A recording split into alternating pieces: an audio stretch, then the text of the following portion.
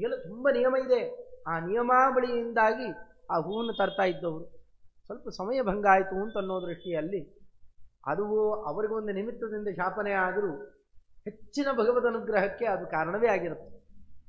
ಶಾಪೋಪಿ ದೇವಸ್ಯ ವರೇಣ ತುಲ್ಯ, ಅದು ವರನೇ, ಅದು ಅವ್ರಿಗೂ ವರ, ನಮಗಂತೂ ಅತ್ಯುತ್ಕೃಷ್ಟ ವರ. ಅವರು ಬಂದಿದ್ದರಿಂದ ನಮಗೆಷ್ಟು ಸಾಧನೆ ನಡೀತಾ ಇದೆ.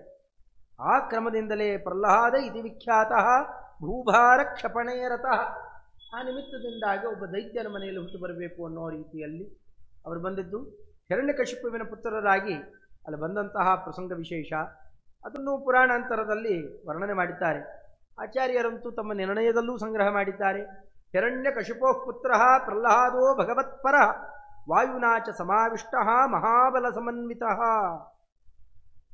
ತಾವು ಅವತಾರ ಮಾಡಿದ್ರು, ಶಾಪ ಕೊಟ್ಟರು, ನಮ್ಮ ಹುಡುಗನಪ್ಪ, ಅವನ ಜೊತೆಯಲ್ಲಿ ಸದಾ ನಾವಿರಬೇಕು, ಇದ್ದು ರಕ್ಷಣೆ ಮಾಡ್ತಿರಬೇಕು ಅಂತ ವಾಯುದೇವರು ಅದಕ್ಕೆ ಆವೇಶ ಇಡ್ತಾರೆ. ವಾಯುದೇವರ ಆವೇಶನು ಯಾಕೆ ಬಂತು ಅವರಲ್ಲಿ? ವಾಯುದೇವರ ಆವೇಶಕ್ಕೆ ಕಾರಣ ಏನು? ಅವ್ರ ಮನೆಯಲ್ಲೇ ಸೇವೆ ಮಾಡ್ತಾ ಇದ್ದರಿಂದ ಅವು ಸ್ವಲ್ಪ ಹೆಚ್ಚು ರಕ್ಷಣೆ ಮಾಡಿ ನಾ ಜೊತೆಯಲ್ಲಿ ಇರ್ತೇನೆ. ಅವ ಎಲ್ಲೋ ಹೋದರೆ ಪಾಪ ಶಾಪ ಕೊಟ್ಬಿಟ್ಟಿದೆ, ಎಲ್ಲೋ ಹೋಗ್ತಾರೆ, ಎಲ್ಲೋ ಹೋಗಬಾರ್ದು, ನಾನು ಸ್ವಲ್ಪ ಜೊತೆಯಲ್ಲಿದ್ದು ರಕ್ಷಣೆ ಮಾಡಬೇಕು.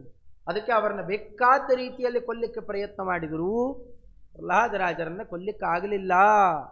ಅದಕ್ಕೆ ಕಾರಣ ಇದು ಅಂತನ್ನೋದನ್ನು ತೋರಿಸಿಕೊಡ್ತಾರೆ. ಅಲ್ಲಿ ಮುಖ್ಯವಾಗಿ ವಾಯುದೇವರ ಆವೇಶ ಆಗಲಿ, ಪ್ರಹ್ಲಾದರಾಜರಾಗಿ ಬರಲಿಕ್ಕೆ ಅವರು ಯಾರು, ಏನು ಕಾರಣ ಅನ್ನೋದನ್ನೆಲ್ಲ ನರಸಿಂಹ ಪುರಾಣದಲ್ಲಿ ಅಥವಾ ಆಚಾರ್ಯರ ನಿರ್ಣಯಾದಿಗಳಲ್ಲಿ ನೋಡಿದರೆ ಅದರಂತೆ ವಾಯು ಆವೇಶತ್ವಾಚ್ಚ ಪ್ರಹ್ಲಾದೋ ನಾರದಾದ ಅಧಮಸ್ಮೃತಃ ಅಂತ ಮತ್ತೊಂದು ಪುರಾಣವನ್ನು ಆಚಾರ್ಯರೇ ಬ್ರಹ್ಮಾಂಡ ಪುರಾಣದಲ್ಲಿ ಉಲ್ಲೇಖ ಮಾಡಿದ್ದನ್ನು ನಾವಿಲ್ಲಿ ಕಾಣಬಹುದು. ಬ್ರಹ್ಮಕಾಂಡ ಗರುಡ ಪುರಾಣದಲ್ಲಿ ಉಲ್ಲೇಖ ಮಾಡಿದ್ದನ್ನು ಪ್ರಹ್ಲಾದರಾಜರ ಬಗ್ಗೆ ತುಂಬ ಮಾತಿದೆ. ಅದು ಪ್ರಹ್ಲಾದ ಅಂತಲೇ ಯಾಕೆ ಹೆಸರಿಟ್ಟಿದ್ರು, ಯಾರವರು, ಏನು ಎತ್ತ ಅಂತೆಲ್ಲ ಹೆಚ್ಚು ನೋಡ್ಬೋದು. ಗರುಡ ಪುರಾಣದ 3 ಭಾಗಗಳು. ಅದರಲ್ಲಿ ಬ್ರಹ್ಮಕಾಂಡದಲ್ಲಿ ತಾರತಮ್ಯ ಕ್ರಮದಲ್ಲಿ ಯಾರ್ಯಾರು ಬಂದರು, ಯಾರ್ಯಾರು ಅವತಾರ ಮಾಡ್ತಾರೆ, ಅದರದೆಲ್ಲ ಶಬ್ದ ನಿರ್ವಚನ ಇದೆಲ್ಲ ಇದೆ. ಅದನ್ನು ಮಾತಾಡಿರೋದು ಕೂಡ ಇನ್ನೊಂದು ಪ್ರಮಾಣವಾಗುತ್ತೆ. ಇದರ ಮೇಲಂತೂ ದಾಸವರೇಣ್ಯರು ಅಲ್ಲಲ್ಲಿ ಹೇಳ್ತಾ ಹೊರಟಿರುವಂತಹ ಪ್ರಮಾಣಗಳನ್ನೆಲ್ಲ ಬೇಕಾಷ್ಟು ನೋಡಬಹುದು. ಇಲ್ಲ, ಇನ್ನು ಪ್ರಹ್ಲಾದರಾಜರು ಇದು ಒಂದು ಆಕೃತಿ. ಅವರ ಮೂಲ ಆಕೃತಿ ಅಂತಂದರೆ ಅದು ಶಂಕುಕರ್ಣಾಖ್ಯ ಕರ್ಮಜ ದೇವತೆಗಳು. ವಾಯುದೇವರ ಆವೇಶ ಇದ್ದಾಗ 2 ಕಕ್ಷ ಮೇಲಕ್ಕೆ ಹೋಗ್ತಾರೆ, ನಾರದರ ತನಕ ಹೋಗ್ತಾರೆ. ಆವೇಶ ಇಳಿತು ಅಂತಂದರೆ ಮತ್ತೆ ಕೆಳಗೆ ಬರ್ತಾರೆ. ಇದನ್ನೆಲ್ಲ ಅಲ್ಲೇ ಪ್ರಕಟಣೆ ಮಾಡುತ್ತಾರೆ. ಆ ಕ್ರಮದಲ್ಲಿ ತೋರಿಸಿದ್ದಾದರೆ ಇನ್ನು ಮುಖ್ಯ ಕಾರಣ, ಇವತ್ತು ಮಂತ್ರಾಲಯ ಪ್ರಭುಗಳು ತಮ್ಮ ವೃಂದಾವನ ಶರೀರದಲ್ಲಿ ಬಹುಕಾಲದ ತನಕ ಇದ್ದು ಯಾರು ಏನು ಬೇಡಿದ್ರು ಅವ್ರು ಬೇಕಾಷ್ಟು ಅಪರಾಧನೆ ಮಾಡಿರಬಹುದು. ಬೇರೆಯವರ ಹತ್ರ ಎಲ್ಲ ಹೋಗಿ ಅಪರಾಧ ಮಾಡಿದವ್ರ ಹತ್ರ ಸೇರಿಸೋದೇ ಇಲ್ಲ, ಅಲ್ಲಿ ತನಕ ಹೋಗಲಿಕ್ಕೆ ಬಿಡೋಲ್ಲ, ಏನೇನೋ ವಿಘ್ನಗಳು ಬಂದು ಹೋಗ್ತಾವೆ. ಮಂತ್ರಾಲಯ ಪ್ರಭುಗಳಲ್ಲದಿಲ್ಲ. ವಿಪರೀತ ಕಾರುಣ್ಯ ಕಾಣುತ್ತೆ, ಅತಿಶಯದ ಕಾರುಣ್ಯ. ಎಷ್ಟು ಜನಕ್ಕೆ ತಾನೇ ಗೊತ್ತು, ಮಾಧ್ವರಿಗೆ ಆಗಲಿ ಎಷ್ಟು ಜನಕ್ಕೆ ತಾನೇ ಮಂತ್ರಾಲಯ ಪ್ರಭುಗಳು ಯಾರು, ಯಾಕೆ ಕೊಡ್ತಾರೆ ಅಂತ ಅವ್ರ ಬಗ್ಗೆ ಏನು ಪರಿಚಯ ಇದೆ? ತುಂಬ ಜನ ಅವರನ್ನು ತಿಳಿದಿದ್ದು ಅವರೊಬ್ಬರು ದೇವರು, ಅವರೇ ದೇವರು ಅಂತಲೇ ತಿಳ್ಕೊಂಡವರೇ ಎಷ್ಟೋ ಜನ ಇದ್ದಾರೆ. ಈಗ ತಪ್ಪು ತಿಳ್ಕೊಂಡು ಯಾವ್ಯಾವುದೋ ರೀತಿಯಲ್ಲಿ ಅವನು ದ್ವೇಷ ಮಾಡುವವರಂತೂ ಮಹಾನುಭಾವರು ಬೇಕಾದ ಜನ ಇದ್ದಾರೆ. ಹೊಟ್ಟೆ ಅವರು ಇನ್ನೇನು ಇಲ್ಲ ಕಾರಣ. ಅದಕ್ಕೆ ನಮ್ಮಲ್ಲಿ ಯಾರಿಗೂ ಈ ಥರ ಇಲ್ಲವೇ ಅಂತ ನಮ್ಮ ಮಾತ್ಸರ್ಯ ತುಂಬ ಕೆಲಸ ಮಾಡುತ್ತೆ. ಅದು ಬೇಕಾದ ಬಾಯಿ ಬಡ್ಕೊಂಡ್ರು ಭಗವದಿಚ್ಛೆಯಲ್ಲಿ ಏರಿದ್ವಿ ಅದೇ ನಡೆಯೋದು. ನಾವೇನು ತಪ್ಪಿಸ್ಲಿಕ್ಕಾಗಲ್ಲ. ಅದನ್ನೆಲ್ಲ ನಡೀತಾ ಇರೋದಂತೂ ಅತ್ಯಂತ ಸತ್ಯ. ಏನು ಕಾರಣ ಇದಕ್ಕೆ? ಇದರ ಮೂಲಭೂತವಾದ ಕಾರಣ ಗೊತ್ತಾಗಬೇಕಾಗಿದ್ದರೆ ಪ್ರಹ್ಲಾದರಾಜರಿಗೆ ಇವತ್ತು ಅಲ್ಲಿ ಉತ್ಸವ ನಡೆಯೋದು ಯಾರಿಗೆ ನಡೆಯುತ್ತದೆ? ಅದಲ್ರಿ, ಇವೆಲ್ಲ ಉತ್ಸವ ಎಲ್ಲ ನಡೀತಾ ಇದೆಯಲ್ಲ ಪ್ರತಿನಿತ್ಯದ ಪ್ರಾಯ ಅಷ್ಟು ಉತ್ಸವ ಇನ್ಯಾರಿಗೂ ನಡೆಯೋದು. ಉಡುಪಿ ಕೃಷ್ಣನಿಗೆ ಅಷ್ಟು ಉತ್ಸವ ಇಲ್ಲ. ಆ ಕೆಲವು ಕಾಲ ರಥೋತ್ಸವ ನಡೆಯುತ್ತೆ, ಚಾತುರ್ಮಾಸ್ಯಾದಿಗಳು ಬಂತು ಒಳಗೆ ಹೋಗಿ ಸೇರ್ಕೊಂಡ್ಬಿಡ್ತಾರೆ. ತಿರುಪತಿಯಲ್ಲಿ ಅಷ್ಟು ಉತ್ಸವ ನಡೆಯುತ್ತಾ? ಪ್ರತಿನಿತ್ಯ ಬೆಳ್ಳಿ ಆನೆ, ಅದು ಆನೆನೇ ಇರ್ತಿತ್ತು, ಕಾಲಾಂತರದಿಂದಾಗಿ ವ್ಯತ್ಯಾಸ ಆಯಿತು. ಬೆಳ್ಳಿ ಆನೆ, ಬೆಳ್ಳಿ ರಥ, ಇನ್ನೊಂದು ಮರದೊಂದು ರಥ, ಅದರ ಪಲ್ಲಕ್ಕಿ ಸೇವೆಗಳೇ ನಡೀತಾವೆ. ಬೆಳಗ್ಗೆ ಬಂಗಾರದ ಪಲ್ಲಕ್ಕಿ ಸೇವೆ ನಡೆಯುತ್ತೆ. ಅದನ್ನೆಲ್ಲ ಉತ್ಸವಗಳದ್ದೇ ಎಲ್ಲ ಎತ್ತಿಟ್ಟಿದ್ದಾರೆ, ನೋಡ್ಬೇಕು ಅದನ್ನೆಲ್ಲ. ಬಂಗಾರದ ರಥ, ಕಡೆಗೆ ನವರತ್ನದ ರಥ, ಬೆಳ್ಳಿ ಕವಚ ಆಯಿತು, ಬೆಳ್ಳಿ ವಿಗ್ರಹಗಳಾದವು, ಇದರ ಮೇಲೆ ಬೆಳ್ಳಿ ಬಂಗಾರದ ಕವಚ ಆಯಿತು, ಕಡೆಗೆ ನವರತ್ನದ ಕವಚ ಬೆಳಿತಾನೇ ಇದೆ. ಗೋಪಾಲದಾಸರು ವಿಜಯದಾಸರು ಹೇಳಿದ್ದಾರೆ, ಇಲ್ಲಿ ದಿನ ದಿನಕ್ಕೂ ಉತ್ಸವ ಬೆಳೀತಾ ಇರುತ್ತೆ, ಬೆಳೀತಾನೇ ಇದೆ. ಇಂದ್ರ ಭವನ ಹೋಗಿಬಿಟ್ರೆ ಎಲ್ಲಿದ್ದೀವಿ ಅಂತಲೇ ಗೊತ್ತಾಗೋಲ್ಲ. ನೋಡಿದ್ರೆ ಯಾತ್ಯಾತಕ್ಕೂ ಬೇಡದೇ ಇರೋ ಪ್ರದೇಶ, ಬಯಲು ಸೀಮೆ ಅದು. ಅಂಥದ್ದು ಆ ವೈಭವ ಎಷ್ಟು ಬೆಳೀತಾ ಇದೆ ಅದನ್ನೆಲ್ಲ. ಇದಕ್ಕೆಲ್ಲ ಏನು ಕಾರಣ? ಇನ್ನು ಪ್ರಹ್ಲಾದರಾಜರ ಚರಿತ್ರೆಯನ್ನು ನೋಡಿದ್ರೆ ಅವರು ನರಸಿಂಹದೇವರಲ್ಲಿ ಏನು ಪ್ರಾರ್ಥನೆ ಮಾಡಿದ್ರು ಅಂತ ನೋಡಿದಾಗ ಅಲ್ಲಿಗೂ ಇಲ್ಲಿಗೂ ಹೊಂದಾಣಿಕೆ ಕಾಣುತ್ತೆ. ಆ ದೈತ್ಯ ಬಾಲಕರೆಲ್ಲ ನಿಂತಿದ್ದರಲ್ಲ, ಅವರನ್ನು ಮುಂದಿಟ್ಟುಕೊಂಡು, ಅವರಂತೆ ನಮ್ಮನ್ನೆಲ್ಲರನ್ನ ಮುಂದಿಟ್ಟುಕೊಂಡು ಅಲ್ಲಿ ಪ್ರಾರ್ಥನೆ ಮಾಡ್ತಾರೆ. ನೋಡಪ್ಪ ಪ್ರಹ್ಲಾದ, ಅವರು ಸಕಾರಣವಾಗಿ ತುಂಬ ಸ್ತೋತ್ರ ಮಾಡಿದ್ದಾರೆ. ಆ ಸ್ತೋತ್ರವನ್ನೆಲ್ಲ ಮಾಡ್ತಾ ಬಂದಾಗ, ನೀನು ಉದ್ಧಾರ ಮಾಡದೆ ನಮ್ಮ ಉದ್ಧಾರ ಆಗಲಿಕ್ಕೆ ಸಾಧ್ಯ ಇಲ್ಲ. ಆಗಲೇ ಹೇಳಿದ್ದು ಒಂದು ಪದ್ಯ ಬಂತಲ್ಲ, ಜಿಹ್ವೈ ಕೊತೋಚಿತ ವಿಕರಿ. ನೀವು ಕರ್ಮಾನುಷ್ಠಾನ ಮಾಡಿರಿ, ವಿಹಿತ ಕರ್ಮಾನುಷ್ಠಾನ ಮಾಡಿರಿ, ಭಕ್ತಿ ಸಂಪಾದನೆ ಮಾಡಿ ಉದ್ಧಾರ ಮಾಡ್ತೀನಿ. ಆಗೋಲ್ಲ ನಮ್ಮ ಕೈಯಲ್ಲಿ. ನೀ ಹಾಗೆ ಅನ್ಬಹುದು, ನೀವೆಲ್ಲ ಮಾಡಿ ಹೇಳಿದ್ದೆಲ್ಲ ಕೆಲಸ ಮಾಡಿರಿ, ನಾವು ಉದ್ಧಾರ ಮಾಡ್ತೇನೆ, ಅದಕ್ಕೆ ನೀ ಹಾಕಬೇಕು. ನಮ್ಮ ಕೈಯಲ್ಲಿ ಆಗ್ತಾ ಇಲ್ಲ. ಈ ಕರ್ಮಬಂಧಕ್ಕೊಳಗಾಗಿರೋರು ನಾವೇನು ಮಾಡ್ತೇವೆ? ಹೋಗಲಿ, ನಮ್ಮದು ಬಿಟ್ಟು ಬಿಡೋಣ, ನಿನಗೇನು ಕಷ್ಟ ಅಂತ ಕೇಳ್ತಾರೆ. ಹೀಗೆ ದೇವರನ್ನು ಪ್ರಶ್ನೆ ಮಾಡಿದವರು ಯಾರಿದ್ದಾರೆ? ಕೋತಿ ಪ್ರಯಾಸೋ, ಅವನು ಕೇಳೋದೇ ಪ್ರಮಾಣ. ಕೊನ್ಮತ್ರತೆ ಕೆಲವರು ಭಗವನ್ನ ಪ್ರಯಾಸ ಉತ್ತಾರಣೆಸ್ಯ ಭವಸಂಭವ ಲೋಪೇ ಹೇತೋ. ಯಾಕೆ ನಮ್ಮನ್ನೆಲ್ಲ ಉದ್ಧಾರ ಮಾಡವಲ್ಲಿ? ನಿಂಗೇನಾರು ಕಷ್ಟ ಆಗುತ್ತೆ? ಅಖಿಲ ಗುರು ಅಂತ ಭಗವಂತನನ್ನು ಕೇಳ್ತಾ, ನಮ್ಮನ್ನೆಲ್ಲ ಉದ್ಧಾರ ಮಾಡ್ಲಿಕ್ಕಷ್ಟೇ ಸಂಸಾರಕ್ಕೆ ತಂದವನು, ನಮ್ಮನ್ನು ಯಾಕೆ ಉದ್ಧಾರ ಮಾಡ್ತಾ ಇಲ್ಲ? ತುಂಬ ಜನ ಇದ್ದಾರೆ, ಲೋಡ್ ಜಾಸ್ತಿ ಆಗಿದೆ ಅಂತ ಏನಾರು ಇದೆಯಾ ನಿನಗೇನಾರು? ಚಿಂತಾ ಸಂತಾಪ ಲೇಪೋದ್ಭವ ಮೃತಿ ಮುಖರಾಜೇಶ ದೋಷಾತಿ ದೂರ, ನಿನಗೆ ಅದು ಯಾವುದೂ ಇಲ್ಲೇ ಇಲ್ಲ. ಮತ್ತೆ ಯಾಕೆ ನಮ್ಮನ್ನು ಉದ್ಧಾರ ಮಾಡ್ತಾ ಇಲ್ಲ? ಅಲ್ಲ, ಅದು ಇವೆಲ್ಲ ಜೋರು ಮಾತಾಡಬೇಡ. ನೀವೊಬ್ಬ ಶುರು ಮಾಡಿಕೊಂಡೆ ಅಂದರೆ ಎಲ್ಲರೂ ಶುರು ಮಾಡ್ತಾರೆ. ನಾವೇನು ಮಾಡೋಲ್ಲ, ನಮ್ಮನ್ನು ಉದ್ಧಾರ ಮಾಡಿಬಿಡು. ನೀವು ಶುರು ಮಾಡಿಕೊಂಡು ನಾ ಏನು ಮಾಡಲಿ ಅದನ್ನು? ನೋಡು, ನಿನಗೆ ಈ ಕಾರ್ಮಿಕರೆಲ್ಲ ಸ್ಟ್ರೈಕ್ ಮಾಡ್ತಾ ಇದ್ದಾರೆ.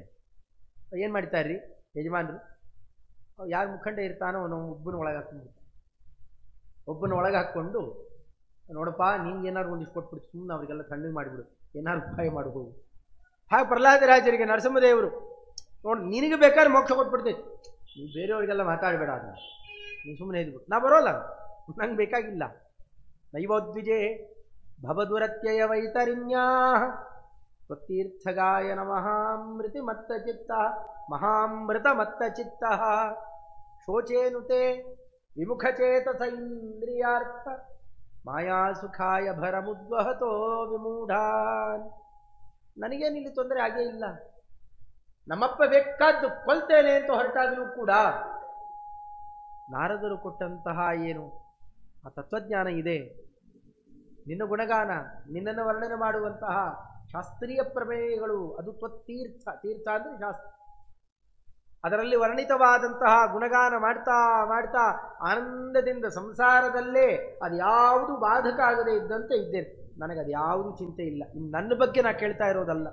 ಭವದುರತ್ಯಯ ವೈತರಣ್ಯ, ದಾಟ್ಲಿಕ್ಕೆ ಆಗದೆ ಇರುವಂತಹ ಈ ಸಂಸಾರ ಅಂತಲೂ ವೈತರಣಿಯಲ್ಲಿ ನನಗೇನು ತೊಂದರೆ ಇಲ್ಲ, ನಾ ಆರಾಮಾಗೇ ಇದ್ದೇನೆ. ಆದರೆ ನಾನು ದುಃಖ ಪಡೋದು ಯಾರ ಮೇಲೆ ಗೊತ್ತೇನು? ಚಿಕ್ಕ ಚಿಕ್ಕ ಇಂದ್ರಿಯ ಸುಖಗಳಿಗೋಸ್ಕರ ಇವತ್ತು ನಾಳೆ ಎಲ್ಲ ಬಿದ್ದು ಹೋಗುತ್ತೆ. ಅದಕ್ಕೆ ಇಡೀ ಜೀವನ ಹಾಕಿ ಒದ್ದಾಡ್ತಾರಲ್ಲ, ದುಡ್ಡು ದುಡ್ಡು ದುಡ್ಡು ದುಡ್ಡು ಅಂತ ಸಂಪಾದನೆ ಮಾಡಿ, ನಾಳೆ ಹಾಗೆ ನಾಡಿದ್ದ ಹಾಗೆ, ನಾಳೆ ಹಾಗೆ, ನಾ ಇವತ್ತು ಮಾಡಲಿಲ್ಲ ನಾಳೆ ಹಾಗ್ರಿ. ಇದೆಲ್ಲ ಯಾವ ಪಶು ಪಕ್ಷಿ ಪ್ರಾಣಿಗಳು ಈ ವಿಚಾರ ಮಾಡೋದಿಲ್ಲ. ಕನಕದಾಸರು ಎಷ್ಟು ಚೆನ್ನಾಗಂತಾರೆ, ಬೆಟ್ಟದ ತುದಿಯಲ್ಲಿ ಪುಟ್ಟಿರುವ ವೃಕ್ಷಕ್ಕೆ ಕಟ್ಟೆಯನ್ನು ಕಟ್ಟಿ ನೀರೆರೆದವರು ಯಾರು? ಅದಾದರೂ ಬೇಡ, ನೀರು ಬಿದ್ದರೆ ಇಳಿದು ಹೋಗ್ಬಿಡುತ್ತಲ್ಲ ಅಲ್ಲಿ, ಇಲ್ಲಿ ಬೇಡ. ಈ ಮೃಗ ಪಕ್ಷಿ ಎಲ್ಲೆಲ್ಲೋ ಹುಟ್ಟುಕೊತಾವಲ್ಲ ಅವು, ಯಾರು ಬಾಣಂತನ ಯಾರು ಮಾಡ್ತಾರ್ರಿ? ಅವಕ್ಕೆ ಇನ್ಫೆಕ್ಷನ್ನು ಅದು ಇದು ಅಂತ ಯಾರನ್ನ ಆಲೋಚನೆ ಮಾಡ್ತಾರಾ? ಮೋರಿ ಬುಡದಲ್ಲಿ ಹೊಡಿತೆ ಆ ನಾಯಿ 8-10 ಮರಿಗಳನ್ನು ಹಾಕಿಬಿಡುತ್ತೆ. ಏನು ಗುರ್ರಂತ 4 ತಿಂಗಳು ನೋಡೋದ್ರೊಳಗಾಗಲಿ ದಟ್ಟು ಪುಟ್ಟ ಆಗಿಬಿಟ್ಟಿರ್ತಾರೆ. ಯಾರು ನೋಡ್ಕೊತಾರೆ ಅದನ್ನೆಲ್ಲ? ಅಡವಿಯೋಳಾಡುವ ಮೃಗ ಪಕ್ಷಿಗಳಿಗೆಲ್ಲ ಅಡಿಗಡಿಗೆ ಆಹಾರ ಇತ್ತವರು ಯಾರು? ಇನ್ನೂ ಕಠಿಣ ಉದಾಹರಣೆ ಕೊಡ್ತಾರೆ. ಕಲ್ಲೊಳಗೆ ಪುಟ್ಟಿರುವ, ಅದಕ್ಕೆ ಹೊರಗಡೆಯಿಂದ ಗಾಳಿ ಬರಲಿಕ್ಕೂ ಅವಕಾಶ ಇಲ್ಲ. ಕಲ್ಲೊಳಗೆ ಪುಟ್ಟಿರುವ ಕ್ರಿಮಿಕೀಟಗಳಿಗೆಲ್ಲ ಅಲ್ಲಲ್ಲಿ ಆಹಾರ ಇತ್ತವರು ಯಾರು? ಪಡೆದ ಜನನೀಯ ತರದಿ ಸ್ವಾಮೀ ಹೊಣೆಗೀಡಾಗಿ ಬಿಡದೆ ರಕ್ಷಿಪನಿದಕ್ಕೆ ಸಂದೇಹ ಬೇಡ. ಹುಟ್ಟಿಸಿದವನಿಗೆ ಏನೇನು ಹಾಕಬೇಕು ಹೊತ್ತೊತ್ತಿಗೆ ಅಂತ ಗೊತ್ತಿಲ್ಲ ಆತನಿಗೆ. ಅದಕ್ಕೋಸ್ಕರವಾಗಿಯೇ ಪುರಂದರದಾಸರು ಮುಂತಾದವರು ಸರ್ವಸ್ವ ತ್ಯಾಗ ಮಾಡಿ ರಕ್ಷಣೆ ಭಗವಂತ ಮಾಡ್ತಾನೆ ಅಂತ ಎಲ್ಲ ಬದಿ ಗೊತ್ತು. ಇದ್ಯಾವುದು ರಕ್ಷಣೆ ಮಾಡೋದಲ್ಲ, ಇದ್ಯಾವುದು ಬೇಡ ಭಗವಂತ ರಕ್ಷಣೆ ಮಾಡ್ತಾನೆ. ಆ ನಿಚ್ಚಳ ನಂಬಿಕೆಗೋಸ್ಕರ ಎಲ್ಲ ಒದ್ದು ಬಂದ್ರ ಆ ಕಡೆ. ಅದಕ್ಕೆ ಇದೇ ಮೂಲ ಕಾರಣ. ಅಂದರೆ ರಕ್ಷಣೆ ಮಾಡಲಿಕ್ಕೆ ಅಂತ ಭಗವಂತ ಇದ್ದ, ಇದರ ಎಚ್ಚರಿಕೆ ಇಲ್ಲ. ನಮ್ಮ ಅದು ಬೇಕು, ಇದು ಬೇಕು, ಇದು ಬೇಕು, ಅದು ಬೇಕು ಅಂತ ಖುಲ್ಲ ಸುಖಾಯ ದುಃಖಂ, ಖುಲ್ಲಕ ಸುಖಕ್ಕೋಸ್ಕರವಾಗಿ ಅಪಾರ ದುಃಖ ಪಡಿತಾ ಬಿದ್ದಿದ್ದಾರಲ್ಲ. ನಿಮಿಷದ ಸೌಖ್ಯಕ್ಕೆ ವರುಷದ ಕ್ಲೇಶವು ಹೀಗೆ ಒದ್ದಾಡ್ತಾ ಇದ್ದಾರಲ್ಲ, ಅವ್ರು ನೋಡ್ಲಿಕ್ಕೆ ಮತ್ತೆ ಸಜ್ಜನರು, ಸ್ವರೂಪದಲ್ಲಿ ಸಜ್ಜನರು, ಹೊರಗಡೆಯಲ್ಲಿ ಇಷ್ಟು ದುಃಖ ಪಡ್ತಾ ಇದ್ದಾರೆ. ನಮ್ಮ ಉದ್ಧಾರ ಹೇಗೆ ಆಗಬೇಕು?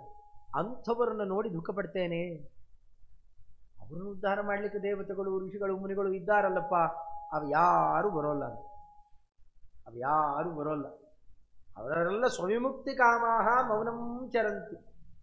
ತಮ್ಮ ಮೋಕ್ಷಕ್ಕೆ ಏನು ಬೇಕೋ ಆ ಸಾಧನೆ ಮಾಡ್ತಾ ಇರ್ತಾರೆ, ಮೌನವಾಗಿರ್ತಾರೆ. ಅವ್ರು ಯಾರ ಕಂಟಗೂ ಬೋರ್ಡ್ ಹಾಕ್ಕೊಳ್ಳೋಲ್ಲ.